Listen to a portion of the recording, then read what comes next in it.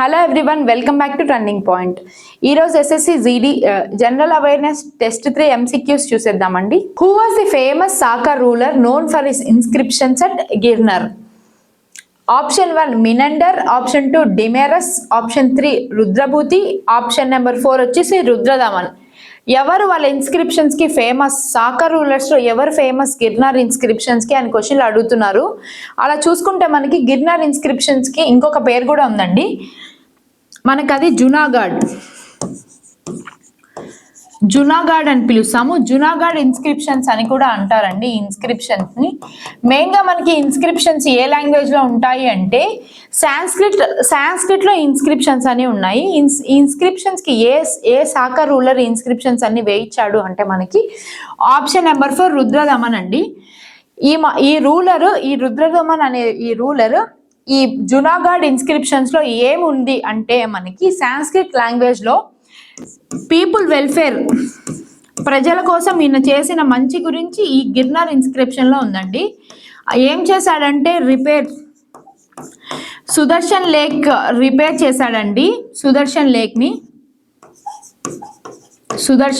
ని రిపేర్ చేయడము, డ్యామ్స్ ని బిల్డ్ చేయడము, ఇవన్నీ మనకి సాకా రూలర్ అయిన రుద్రదమన్ చేశారు. ఆ రుద్రదమన్ అనే రూలర్ గురించే మనకి గిర్నార్ ఇన్స్క్రిప్షన్ లో సాంస్క్రిట్ లో రాసి ఉందండి. ఇది మనకి first question. Who was the first president of All India Muslim League Party founded in 1906? First president ఎవరు అని అడుగుతున్నారు ముస్లిం లీగ్ పార్టీకి. ఆప్షన్స్ చూసుకుంటే మనకి option number 1 sir Sultan Mohammed Shah, option number 2 Aga Khan III, option number 3 Mohammad Ali Jinnah, option number 4 Nawab Salimullah Khan. మనకి ఫస్ట్ ప్రెసిడెంట్ గా ఎవరు ఉండినారంటే ముస్లిం లీగ్ పార్టీకి ఆగా ఖాన్ అండి. ఈయన మనకి ఫస్ట్ ప్రెసిడెంట్ గా ఉండినారు ముస్లిం లీగ్ పార్టీకి. ముస్లిం లీగ్ పార్టీ ఢాకా బంగ్లాదేశ్ లో ఉందండి. ప్రెసెంట్ బంగ్లాదేశ్ లో ఉంది. 1906 లో మనకి ఈ ఆల్ ఇండియా ముస్లిం లీగ్ పార్టీని స్థాపించడం జరిగింది. మరి ఆప్షన్స్ లో చూసుకుంటే వన్ ఆఫ్ ద ఫౌండర్ కూడా ఉన్నాడండి. వన్ ఆఫ్ ద ఫౌండర్ ఆగా ఖాన్ ఒక ఫౌండర్ అయితే, ఇంకొక ఫౌండర్ వచ్చేసి మనకి నవాబ్ సైముల్లా ఖాన్ అనే ఆయన కూడా వన్ ఆఫ్ ద ఫౌండర్ అండి. మరి ఆప్షన్ నెంబర్ 3 లో చూసుకుంటే మొహమ్మద్ అలీ జిన్నా ఈయన మనకి ముస్లిం లీగ్ పార్టీకి 1913 లో వచ్చాడండి. ముస్లిం లీగ్ పార్టీలో 1913 లో జాయిన్ అవ్వడం జరిగింది.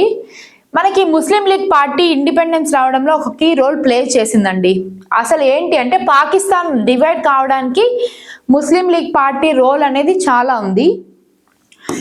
1940 నుండి all India Muslim league party Muslims కి సపరేట్ కంట్రీ కావాలని డిమాండ్ చేయడం అనేది స్టార్ట్ చేసిందండి బ్రిటిష్ దగ్గర.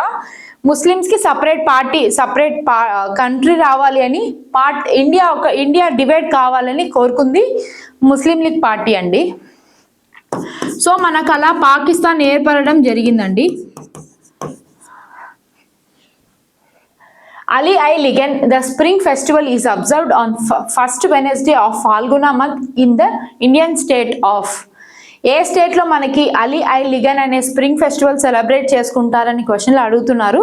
మరి ఆప్షన్స్ చూసుకుంటే option number 1 Goa, option number 2 Assam, option number 3 చూసుకుంటే హిమాచల్ ప్రదేశ్, ఆప్షన్ నెంబర్ 4 కేరళ అండి.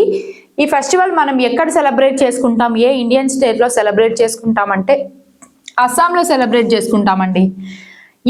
ఈ ఫెస్టివల్ ని మనం అస్సాంలో సెలబ్రేట్ చేసుకుంటాము. ఏ మంత్ లో అంటే ఫెబ్ నుంచి March.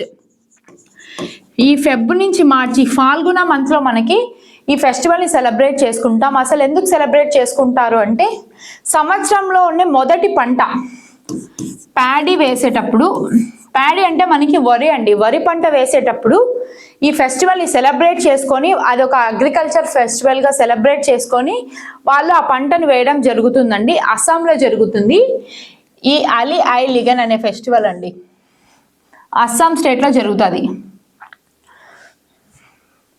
Name the virus spread by mosquitoes that causes inflammation in the brain. Option 1 lymphatic paralysis, option 2 Japanese encephalitis, option number 3 Panicella tularensis, option number 4 yellow fever virus. మనకి ఈ virus ఎలా సోకుతుందంటే mosquitoes, క్యూర్లెక్స్ అనే mosquitoes అండి. క్యూర్లెస్ అనే జాతి mosquitoes వల్ల మనకి inflammation అనే బ్రెయిన్ ఇన్ఫ్లమేషన్ అనేది రావడం జరుగుతుంది. ఏ వైరస్ సోకుతుందంటే మనకి జాపనీస్ ఎన్కాఫిలిటిస్ అనే వైరస్ మనకి క్యూర్లెక్స్ మస్కిటోస్ ద్వారా వ్యాప్తి చెందుతుంది. ఇవి కుట్టడం ద్వారా మనకి ఈ జాపనీస్ ఎన్కాఫిలైటిస్ అనే వ్యాధి మనకు రావడం జరుగుతుంది. ఈ వ్యాధి వచ్చినప్పుడు మనకి సిమ్టమ్స్ ఏముంటాయంటే మెయిన్గా ఫీవర్ ఉంటుంది, న్యూరాలజీ ప్రాబ్లమ్స్ వస్తాయండి, నరాలకు సంబంధించిన ప్రాబ్లమ్స్ అనేవి కూడా మనకి రావడం జరుగుతుంది. అలాగే హెడేక్ ఉంటుందండి, హెడేక్ ఇలాంటి సిమ్టమ్స్ మనకు రావడం జరుగుతుంది ఈ మస్కిటోస్ కుట్టిన తర్వాత. మనకి ఎలా ప్రివెంట్ చేసుకోవాలి అంటే మనకి వ్యాక్సినేషన్స్ అనేవి దొరుకుతాయండి బయట. వ్యాక్సినేషన్స్ అనేవి బయట దొరుకుతాయి. వ్యాక్సినేషన్ కాకుండా ప్రివెన్షన్ మెథడ్లో మనకి మస్కిటోస్ని ప్రివెంట్ చేయడం కూడా ఒక ప్రివెన్షన్ మెథడ్గా చూసుకుంటాము. సో ఈ మస్కిటోస్ కుట్టడం వల్ల మనకి జాపనీస్ ఎన్కాఫిలైటిస్ అనే virus సోకుతుందండి. Under which amendment of Constitution of India was right to property removed from the list of fundamental right? A amendment ద్వారా మనకి రైట్ టు ప్రాపర్టీని తీసి ఆర్టికల్గా చేశారు అని క్వశ్చన్లో అడుగుతున్నారు. మరి ఆప్షన్స్ చూసుకుంటే మనం option number 1 42nd amendment, 52nd amendment, 61st amendment and 44th amendment. మనకి ఏ అమెండ్మెంట్లో మన రైట్ టు ప్రాపర్టీని ఫండమెంటల్ రైట్గా తీసేశారు అంటే ఆప్షన్ నెంబర్ 4 44th అమెండ్మెంట్లో మనకి రైట్ టు ప్రాపర్టీని ఫండమెంటల్ రైట్గా తీసేసి మనకి ఆర్టికల్ 300A మార్చారండి. మరి అమెండ్మెంట్ 42 ఏం చెప్తుంది అంటే మనకి అమెండ్మెంట్ 42 మనం మినీ కాన్స్టిట్యూషన్ అని అంటామండి. మినీ కాన్స్టిట్యూషన్గా మనకి 42nd అమెండ్మెంట్ ఉంది. మరి 52nd అమెండ్మెంట్ ఏంటి అంటే యాంటీ డిఫెక్షన్ లా అండి. మనకి యాంటీ డిఫెక్షన్ లా. మరి 61st అమెండ్మెంట్లో ఏం చేశారు అంటే మనకి ఓటింగ్ ఏజ్ని తగ్గించారండి. 61st అమెండ్మెంట్ కన్నా ముందు ఇండియన్ కంట్రీలో మనకి ఎంత ఉండిందంటే 21 ఇయర్స్కి ఓటింగ్ ఏజ్ ఉండిందండి. కానీ మనకి తగ్గించి దాన్ని 21 నుంచి 18కి మార్చారండి. 18 ఇయర్స్ దాటిన ప్రతి ఒక్కరికి ఓటు వేసే హక్కును కల్పించారు 61st అమెండ్మెంట్ ద్వారా.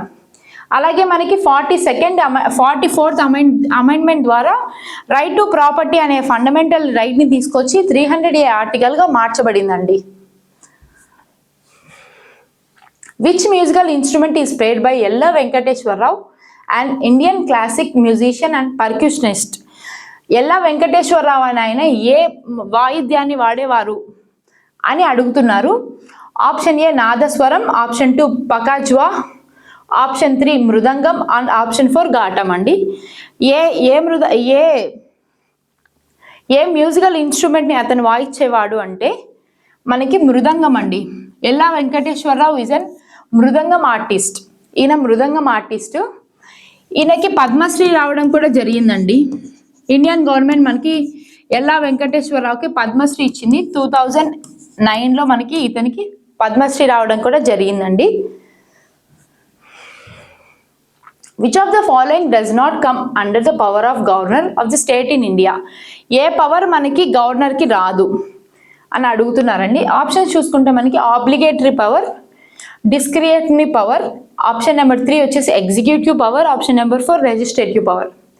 ఫస్ట్ మనం వీటి గురించి మీనింగ్స్ తెలుసుకుందాం, దాని తర్వాత మనకి గవర్నర్ కిందికి ఏది రాదో తెలుసుకుందామండి.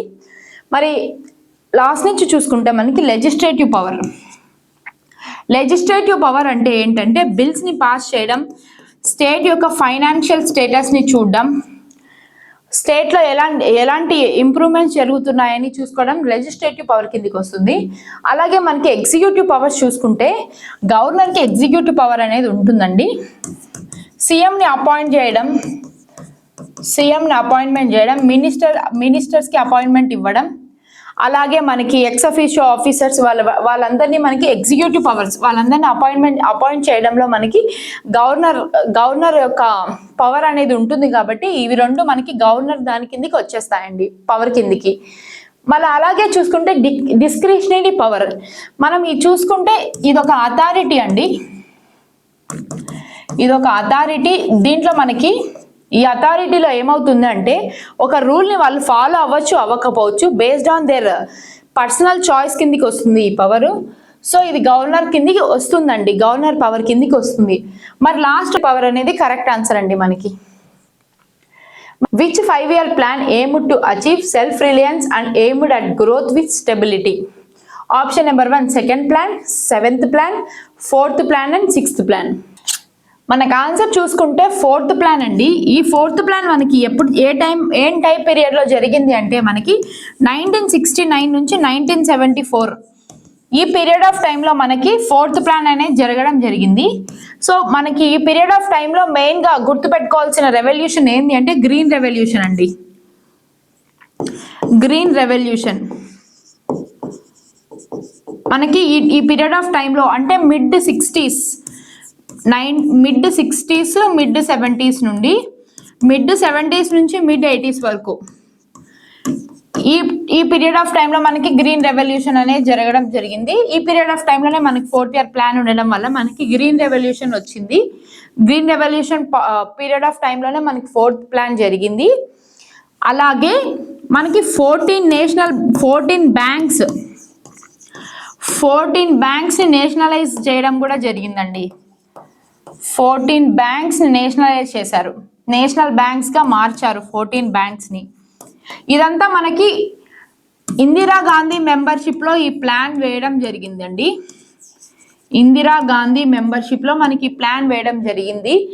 ముందు ప్రీవియస్ ఇయర్ ప్లాన్లోని తప్పులు సరిదిద్దుకోవడానికి మనకి 4th year ప్లాన్లో ఇలా ఈ గ్రీన్ రెవల్యూషన్ అలాగే మనకి 14 బ్యాంక్స్ని నేషనలైజ్ చేయడం, అలాగే మనకి గ్రోత్ ప్లాన్ వచ్చేసి 5.6గా టార్గెట్ పెట్టుకున్నారు.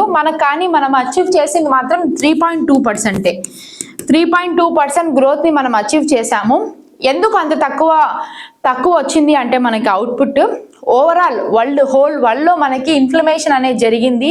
ఎకనామికల్ ఛాలెంజెస్ ఫేస్ చేస్తుంది ఓవరాల్ గ్లోబ్. కాబట్టి మనకి ఎకనామిక్గా 3.2% గ్రోత్నే మనం అచీవ్ చేయగలిగామండి 4th year ప్లాన్లో. మనకి ఏది అంటే టార్గెట్ గ్రోత్ విత్ స్టెబిలిటీ అని స్టార్ట్ చేసిన ప్లానే 4th ప్లాన్ అండి. Which of the following is a major factor that has facilitated globalization? Option number 1 isolationist policies. Option 2 rapid improvements in technology. Option number 3 increased traffic and trade barriers. Option number 4 decline in multinational corporations.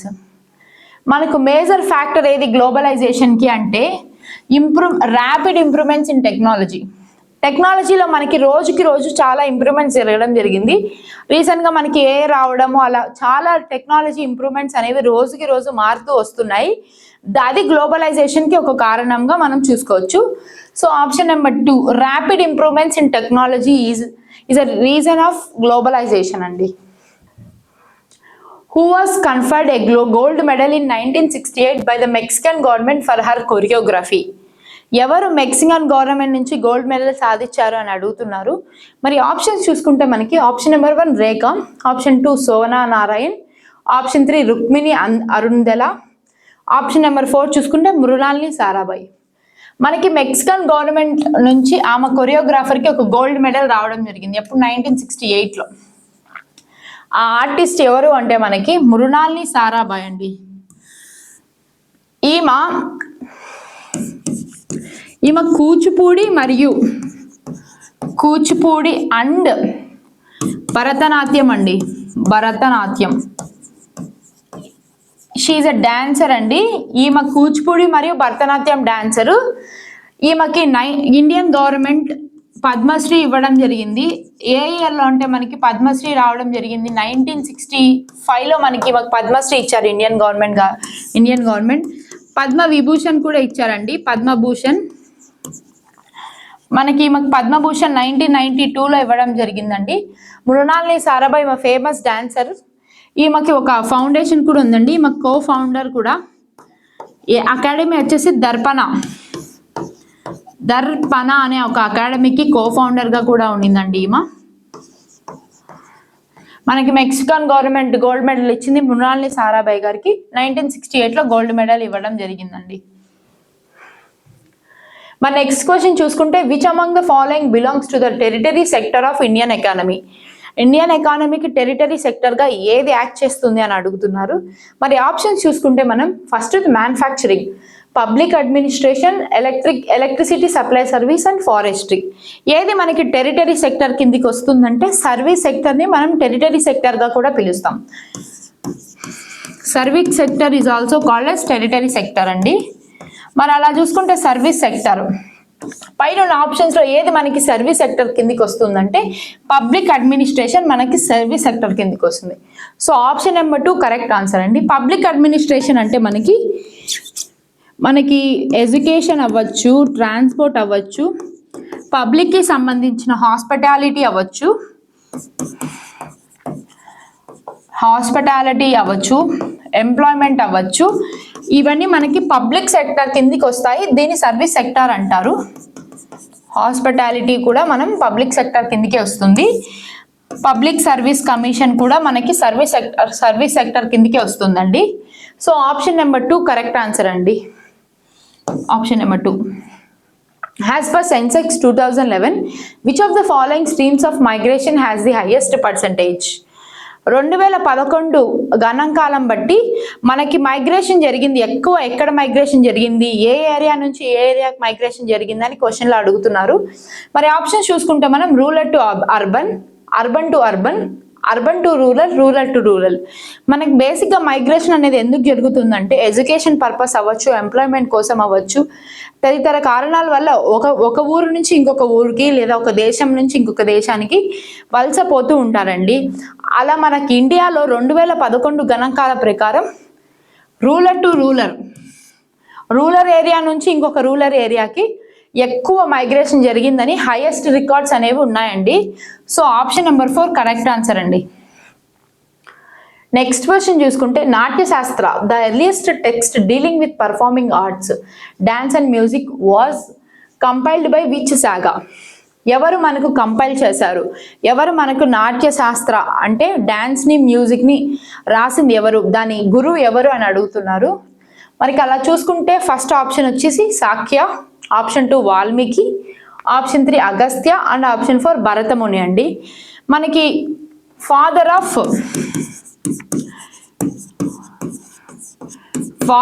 Theatrical art forms అని ఎవరిని అంటారు అంటే మనకి పైన ఉన్న ఆప్షన్స్లో మనకి father of theatrical art ఫామ్స్ని ఎవరు అంటారంటే ఎవరిని పిలుస్తాము మనం అంటే భరతముని అండి.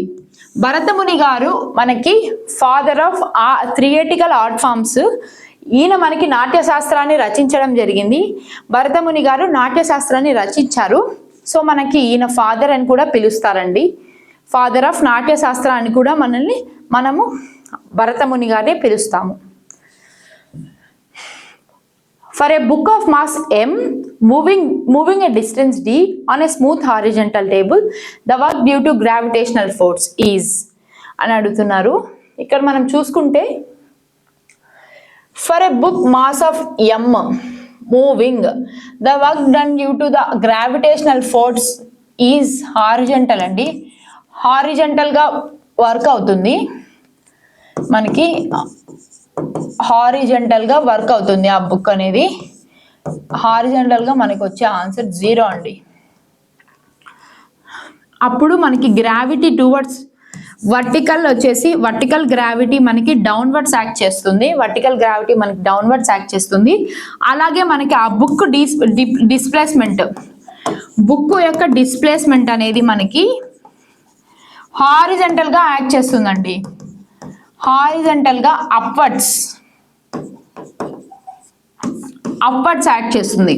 మనకి గ్రావిటీ వచ్చేసి ఆ బుక్ గ్రావిటీ వర్టికల్గా డౌన్వర్డ్స్ యాక్ట్ చేస్తుందండి. డిస్ప్లేస్మెంట్ వచ్చేసి హారిజంటల్గా అప్వర్డ్స్ యాక్ట్ చేస్తుంది. సో మనకి అలాంటప్పుడు మనం work is equals to force into displacement into టీటాగా తీసుకుంటాము. అప్పుడు మనకి ఫోర్స్ 0 అయినప్పుడు టీటా మనకి 90 డిగ్రీస్ అండి. కాస్ 90 వచ్చేసి మనకి 0 అండి.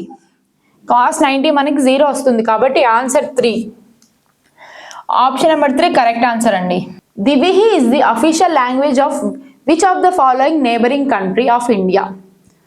మనకి దివిహి అనే అఫీషియల్ లాంగ్వేజ్ యూజ్ చేసే కంట్రీ ఏది అని అడుగుతున్నారు. మరి ఆప్షన్స్ చూసుకుంటే option number 1 Maldives, option number 2 Myanmar, option number 3 Bhutan and option number 4 Sri Lanka. మనకి శ్రీలంకకి అఫీషియల్ లాంగ్వేజ్ వచ్చి సిన్హలా అనే అఫీషియల్ లాంగ్వేజ్ యూజ్ చేస్తారు. తమిళ్ కూడా యూజ్ చేస్తారండి. అలాగే మయన్మార్కి చూసుకుంటే మనకి బర్మిష్ యూజ్ చేస్తారండి. బర్మిష్ అనే అఫీషియల్ లాంగ్వేజ్ యూజ్ చేస్తారు అధికార భాషగా. మరి భూటాన్కి చూసుకుంటే జాంకా అనే అఫీషియల్ లాంగ్వేజ్ని మనకి భూటాన్లో యూజ్ చేస్తారు. మనకి మరి మిగిలిపోయింది మాల్దీవ్స్ కాబట్టి మాల్దీవ్స్కి మనకి దివిహి అనే ఒక అఫీషియల్ లాంగ్వేజ్ని యూజ్ చేస్తారు. మనకి మాల్దీవ్స్ అనేది ఇస్లామిక్ రిలీజియన్ అండి. అఫీషియల్లీ ఇస్లామిక్ రిలీజియన్ కంట్రీ మనకి మాల్దీవ్స్ అండి. ఇది మనకి అఫీషియల్ లాంగ్వేజ్ ఆఫ్ మాల్దీవ్స్ గురించి తెలుసుకున్నాము. నెక్స్ట్ క్వశ్చన్ చూస్తాం. Which of the following is a saltest water body bordering Jordan in the east and Israel in the west? మనకి saltest ocean ఏది అని అడుగుతున్నారు క్వశ్చన్లో. మనకి ఆప్షన్స్ చూసుకుంటే మనకి world ocean, option number 2 Dead Sea, option number 3 Great Salt Lake, option number 4 Don Juan Pond. మనకి Dead see అండి ఆన్సర్. ఎందుకు డెడ్ సీ అని చెప్తున్నాను, రీజన్ ఏంటి అంటే 34% ఆఫ్ సాల్ట్ ఉంటుందండి ఈ ఓషన్లో. 34% ఉప్పు కలిగి ఉంటుంది ఈ వాటర్లో. మనకి ఈ వాటర్లో ఆ ఉప్పు శాతం ఎక్కువగా ఉండడం వల్ల హ్యూమన్స్ ఈజీగా ఫ్లోట్ అవుతారండి ఆ వాటర్లో. ఎవరు మునగరు, ఈజీగా ఫ్లోట్ అవుతారు ఆ వాటర్లో. మనకి ఈజీగా ఫ్లోట్ అవుతారు ఆ వాటర్లో. మనకి ఈ డెడ్ సీలో సాల్ట్ కాకుండా చాలా మినరల్స్ కూడా ఉంటాయి ఈ సాయిల్లో. ఈ వాటర్ అండ్ సాయిల్ అండ్ వాటర్లో మనకి ఎక్స్ట్రా మినరల్స్ కూడా ఉంటాయండి. మనకి 34% ఆఫ్ సాల్ట్ ఉంటుంది ఈ వాటర్లో. సో మనకి సాల్ట్తో పాటు మినరల్స్ కూడా ఉండడం వల్ల హ్యూమన్స్ మనకి అక్కడ ఆ వాటర్ దగ్గర బీచెస్ దగ్గర ఉన్న సాయిల్ని కూడా శాండ్ని కూడా తీసుకొని బాడీ మొత్తానికి పూసుకుంటారండి. దానివల్ల వాళ్ళకి ఏమన్నా డెఫిషియన్సీస్ ఉంటే ఆ మినరల్స్ దాన్ని యూజ్ చేసుకుంటాయి అని నమ్ముతారు. సో మనకి ఆన్సర్ వచ్చేసి డెడ్ సీ అండి. ఆప్షన్ నెంబర్ 2 కరెక్ట్ ఆన్సర్ అండి. నెక్స్ట్ క్వశ్చన్ చూసుకుంటే India signed a key defence pact with which country in early 2025? ఏ కంట్రీతో మనకి డిఫెన్స్ ప్యాక్ట్ని సైన్ చేసుకుంది ఇండియా అని అడుగుతున్నారు. మరి ఆప్షన్స్ చూసుకుంటే option number 1 Australia, option number 2 France, option number 3 Japan and option number 4 USA. మరి ఏ కంట్రీతో డిఫెన్స్ ప్యాక్ట్ చేసుకున్నారు అంటే మనకి 9th అక్టోబర్ 2025 మన డిఫెన్స్ మినిస్టర్ రాజ్నాథ్